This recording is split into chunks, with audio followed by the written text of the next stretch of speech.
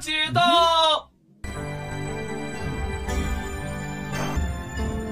哇！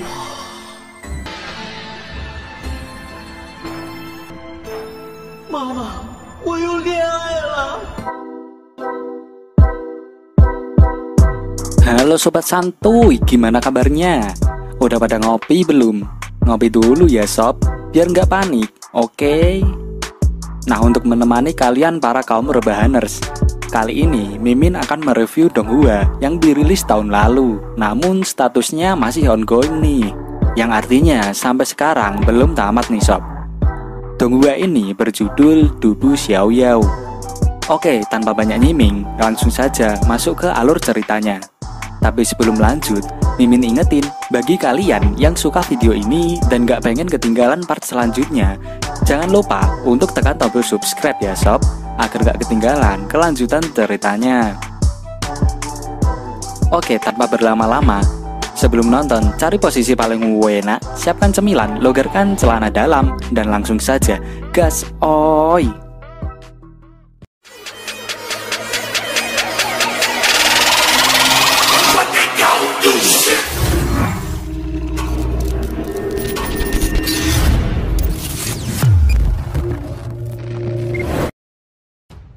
Di awal scene terlihat seseorang yang sedang menyelamatkan diri dari hujan meteor. Kita panggil saja orang itu dengan nama Yeyu. Tak lama kemudian muncul seperti lubang raksasa di atas langit yang menghisap Yeyu dan ia dibawa ke dimensi lain.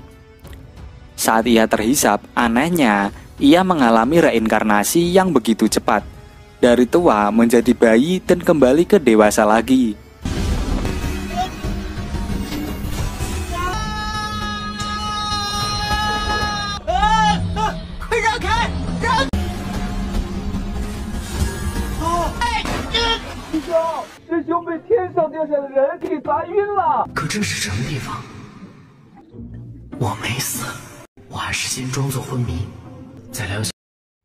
Semua orang di sana sangat panik melihat Yeyu.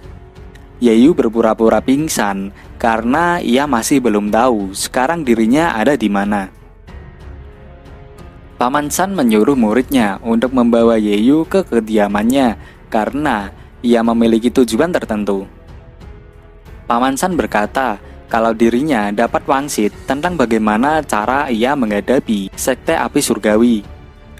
Karena sebelumnya keluarganya ada masalah dengan sekte api surgawi yang menginginkan putri dari keluarga Yan untuk dinikahi, namun putri itu tidak mau.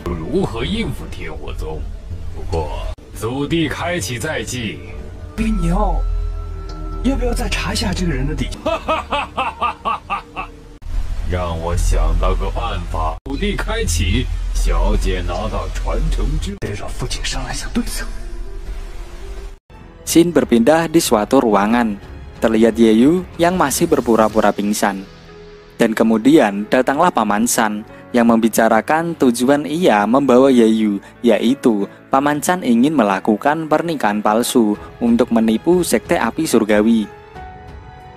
Mendengar hal itu, Yeyu pun langsung kabur.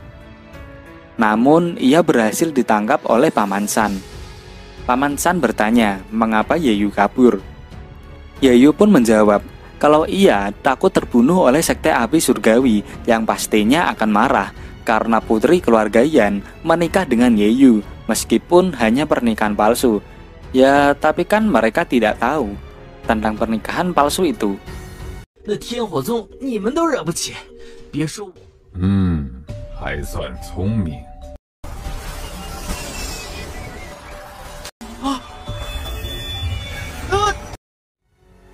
Tiba-tiba datanglah Yan Hao yang mengabarkan kalau orang-orang sekte api surgawi akan segera datang. Paman San heran mengapa mereka datang lebih awal.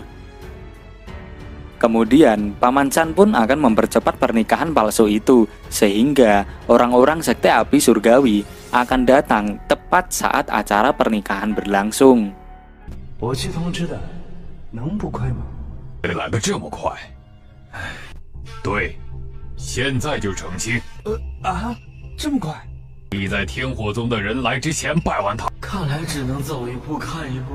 Yeyu pun hanya bisa pasrah mendengar itu. Selanjutnya, datanglah putri keluarga Yan, yaitu Nona Yan.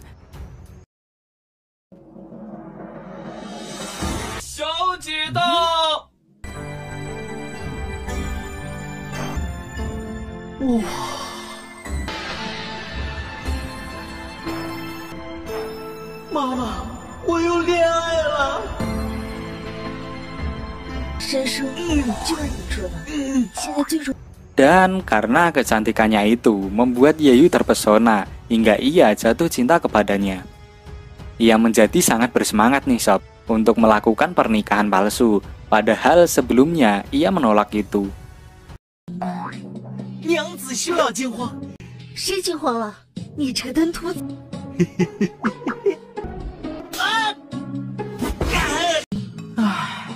人美心啊！ Kemudian scene berganti di hari saat pernikahan dimulai. Dan ketika pernikahan palsu itu sudah selesai, saat itulah muncul orang-orang sekte api surgawi yang tidak setuju akan pernikahan itu. 终于来啊！是天火宗顾公安，是他。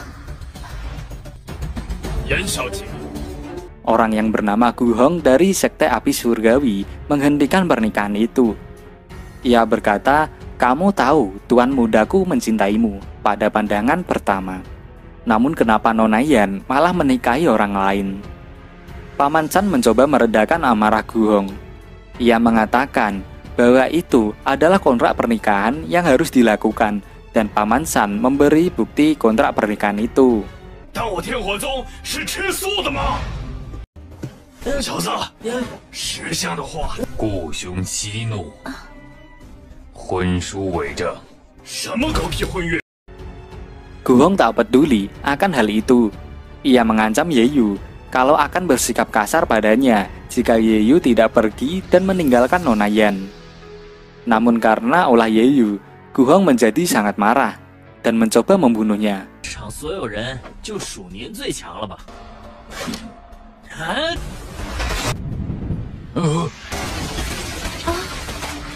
那我就放心了。这小子，小子，你找我杀了你！申叔，交给你了。 Namun Paman Chan berhasil menyelamatkannya.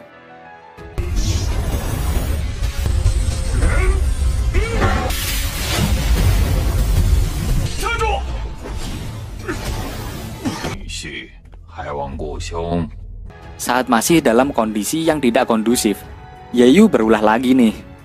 Ia langsung membawa Nona Yan pergi ke kamar untuk malam pertama. Yeyu mengatakan kalau Paman Chan mampu menanganinya dan dia juga mau bermantap-mantap dengan Nona Yan. Kata Yeyu. 穿上一颗值千金，申叔，小子，你去哪里？ 我就不奉陪。 Shin berpindah ke kamar malam pertamanya Yeyu.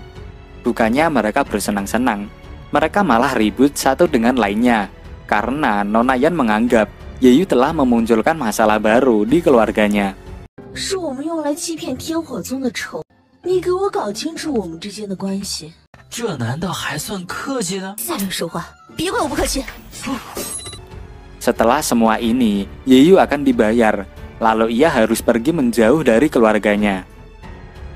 Saat Nona Yan bertanya berapa yang Yeyu inginkan, namun Yeyu hanya meminta buku salinan latihan. Nona Yan menyanggupi permintaan Yeyu dan ia berkata kalau itu tidak akan berguna untuknya. Apa kau pikir sedang bermimpi dan suatu hari bereinkarnasi lalu bangun dan melangkah ke dunia spiritual menjadi master tiada tara? Tanya Nona Yan. Kemudian karena perkataan itu, Yeyu ingat kalau dirinya saat terhisap di dimensi lain, dia melihat gambaran dirinya sendiri dari bayi hingga tua. Ia pun tersadar kalau dirinya sudah bereinkarnasi dan hanya membutuhkan waktu 1 hari untuk reinkarnasi. Nona Yan kemudian menjelaskan kalau Gu Hong pasti tidak akan pergi dari sana. Dan Yeyu bisa tidur di kamar itu. Dan tiba-tiba 太好了，你想干嘛？娘子，你看我们都成亲。走开！嘿嘿嘿嘿嘿嘿，快走开！嘿嘿嘿。你，哎呀！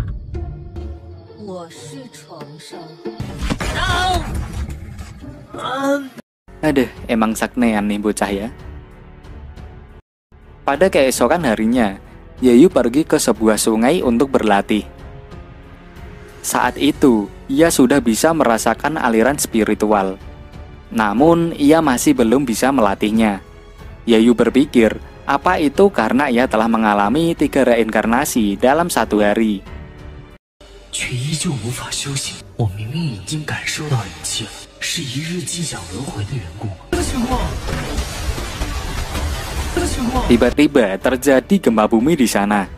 Yeyu pun bergegas untuk menyelamatkan diri. Paman San juga merasakan guncangan itu. Ia bertanya, apakah tanah leluhur telah mulai dibuka? Tanah leluhur adalah istana tua yang dibangun para leluhur yang merupakan harta warisan dari keluarga Yan dan akan terbuka setelah Nona Yan menikah. Setelah mereka sampai, ternyata memang benar bahwa itu adalah tanah leluhur yang sudah terbuka.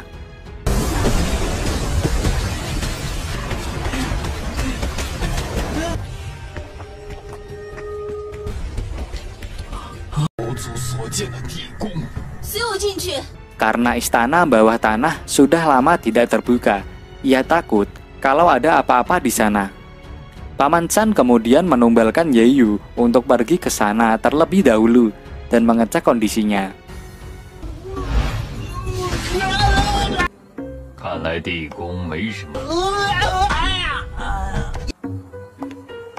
Saat mereka akan pergi ke sana, tiba-tiba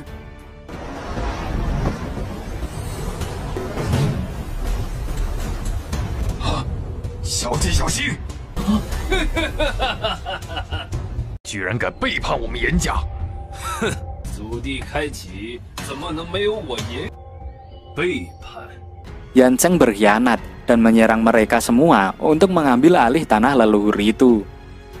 Di situ juga ada Yan Hao yang ikut berkhianat dan ia merupakan anak dari Yan Zheng. Ternyata mereka iri karena hanya keluarga Yan yang diperbolehkan memasuki tanah leluhur itu. Yan Zheng beranggapan keluarganya juga berhak atas tanah leluhur itu. Nona Yan kemudian mengaktifkan tingkat surgawinya untuk melawan Yang Zheng.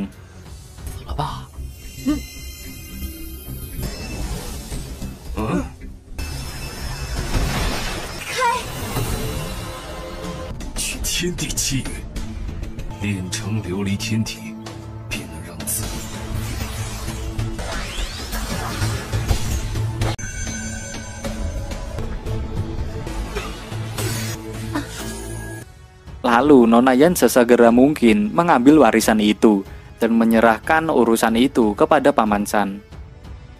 Nona Yan disusul oleh Yan Hao dan mereka berdua saling berlomba memperebutkan warisan itu.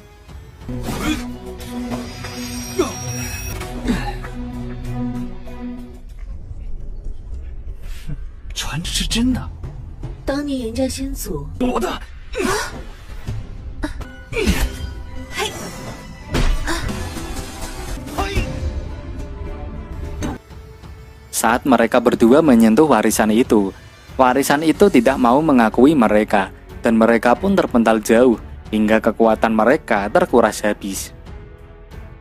Meskipun warisan itu barang yang sangat bagus, Yeyu hanya bisa melihat tanpa menyentuhnya. Daripada perjalanannya sia-sia, Yeyu lebih mementingkan mengambil permata yang ada di sana. Tidak mau memperdulikan Yeyu, Yan Hao segera memulihkan kekuatannya kembali untuk mengambil warisan itu. Kemudian, Nona Yan menyuruh Yeyu untuk membunuh Yan Hao sebelum kekuatannya pulih, karena jika kekuatannya sudah pulih, Yan Hao bisa membunuh mereka semua. Namun Yeyu hanya ingin membantu jika ia diperlakukan layaknya seorang suami. Nona Yan pun setuju dan berjanji akan hal itu. 好，我答应你。夫君的待遇我十分不满。你先赶紧去杀了他。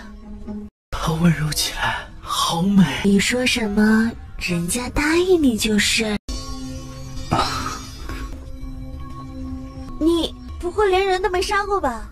Melihat Yeyu yang gemetaran saat membawa pedang, Nona Yan pun bertanya, apakah Yeyu belum pernah membunuh orang. Kemudian Yeyu menjawab bahwa ia pernah membunuh orang. Di dalam tubuhnya ada iblis yang sangat haus darah. Lalu Nona Yan menyuruhnya segera membunuh Yan Hao. Namun sangat disayangkan, kekuatan Yan Hao pun sudah pulih dan mampu menangkap pedang itu dengan 2 jarinya saja. 想杀我？没那么容易。 Lalu ia melemparkan pedang itu ke atas. Namun hal yang tak terduga terjadi, di mana saat Yan Hao akan membunuh Yeyu, tiba-tiba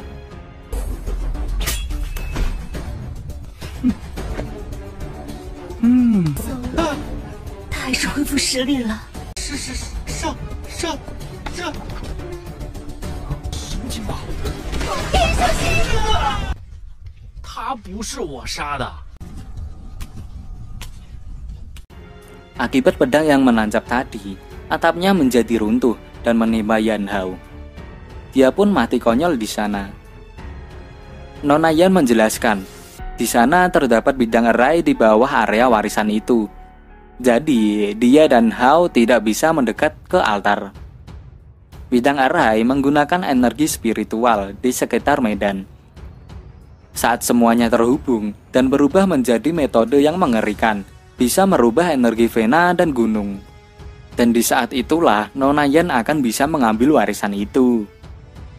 Kemudian Nona Yan mengaktifkan tingkat surgawinya lagi. Akhirnya Nona Yan bisa mendapatkan warisan itu. Namun tiba-tiba dia terpental. Kemudian arai itu menyerang balik dan malah terkena Yeyu. Mungkin karena ia telah bereinkarnasi, Yeyu tidak terluka sama sekali saat terkena serangan itu. Setelah itu, bidang kondensasi Tianxi yang merupakan pelindung warisan itu pun hancur. Yeyu lalu segera mengeceknya. Warisan itu pun terbang, lalu berubah menjadi cahaya putih dan menuju ke arah Nona Yan. Ternyata warisan itu telah mengakui Nona Yan, dan akhirnya Nona Yan bisa menyerap warisan itu. Saat Yeyu akan menjauh, ada benda emas yang terbang ke arahnya dan masuk ke kepala Yeyu yang membuatnya pingsan. Setelah Yeyu tersadar dari pingsannya, ia mencoba mengeluarkan benda itu dari kepalanya. Kemudian setelah selesai menyerap warisan itu, Nona Yan menyayangkan kalau tidak ada buku surgawi di sana. Ia beranggapan catatan keluarganya keliru. Yeyu pun menyadari buku surgawi itu sepertinya buku emas yang tadi yang masuk ke kepalanya. Nona Yan menjelaskan kalau buku itu kekuatannya sangat luar biasa.